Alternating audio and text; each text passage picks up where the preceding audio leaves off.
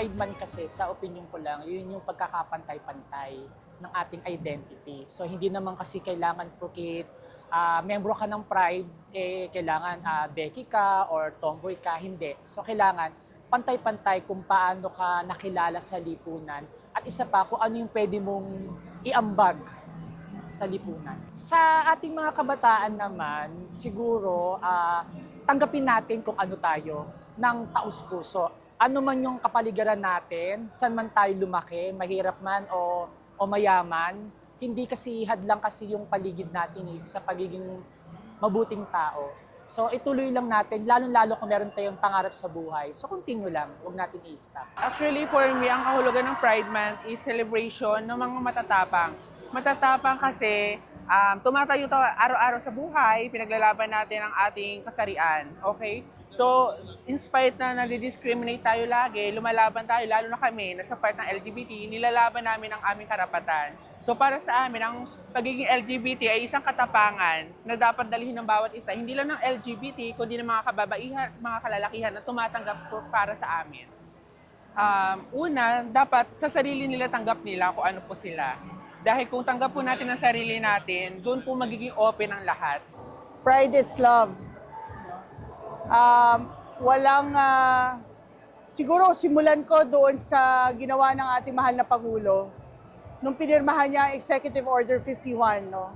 Series of 2024. First time sa kasaysayan ng Pilipinas na may recognition ng mga pangangailangan ng LGBTQIA+ community, no? And because of this, ramdam na ramdam ng ating mga miyembro ng LGBTQIA+ na hindi lang sila welcome, kundi bahagi talaga sila ng ating mga programa ng pamahalaan.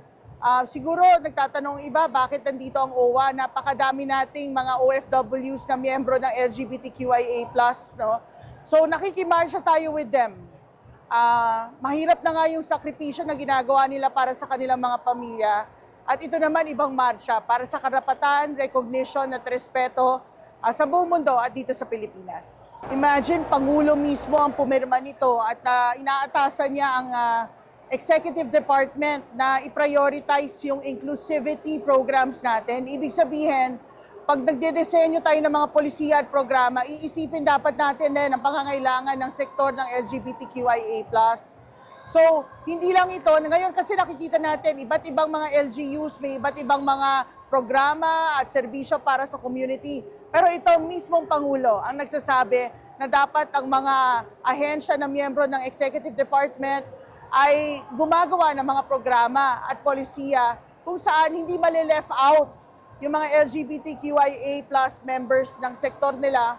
At masaya kami kasi we feel na ako bilang parte ng sektor ng LGBTQIA+, no, nararamdaman ko na humihingi ang sektor ng oportunidad, humihingi ang sektor ng respeto at recognition. LGBTQIA+ rights are human rights. Pare-pareho tayong tao, pare-parehong may karapatan magmahal, no?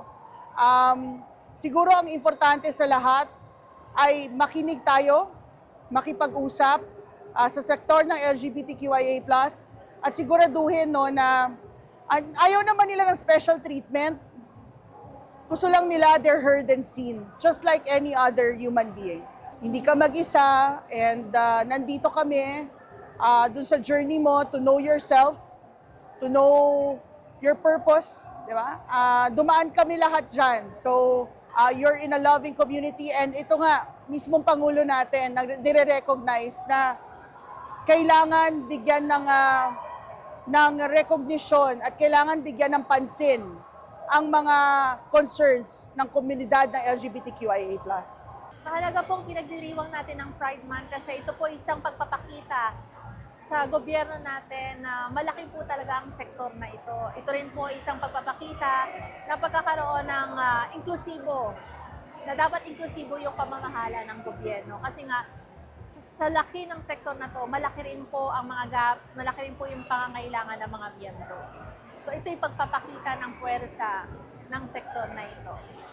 Ako bilang miyembro ng community na ito, pinagmamalaki ko na nabubuhay ako ng authentic, truthfully, honestly, and isa akong marangal na tao.